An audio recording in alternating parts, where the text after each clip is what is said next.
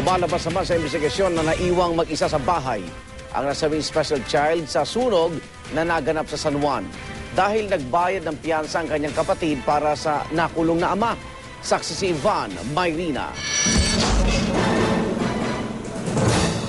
Kuha ito pasado alas 5 ng hapon kanina ng mga unang rumesponde sa sunog sa apartment building na ito sa Paraiso Street, Barangay Corazon de Jesus sa San Juan. Balot ng makapal na usok ang paligid ng gusali.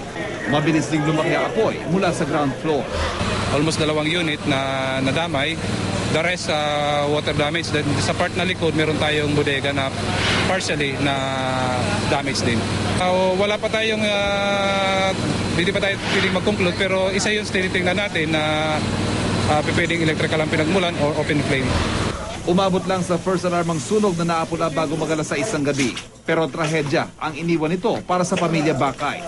Nasawi sa sunog ang kanilang bunso, ang 16 na taong gulang na si Emerald na ayon sa kanyang ama ay isang special child. Naiwang mag-isang binatilyo nang umalis ang kanyang ate para piyansahan ang kanilang ama na nakulong kagabi matapos masangkot sa isang away. Hindi raw karaniwang iniiwan si Emerald dahil hindi ito nakakalakad na mag-isa. Ang kanyang ama, tulala ng aking makapanayam. Hindi ko alam kung anong magandang gawin pa ngayon. Mag-isip muna ako kung anong magandang gawin dyan sa kawawa naman. Pero ilang saglit pa, bumuhos na rin ang kanyang emosyon. Patuloy pang iniimbestigahan ng mga otoridad ang sanhi ng sunog na siyang unang naitala sa buwang ito sa lungsod. Ako si Ivan Mayrina, ang inyong saksi.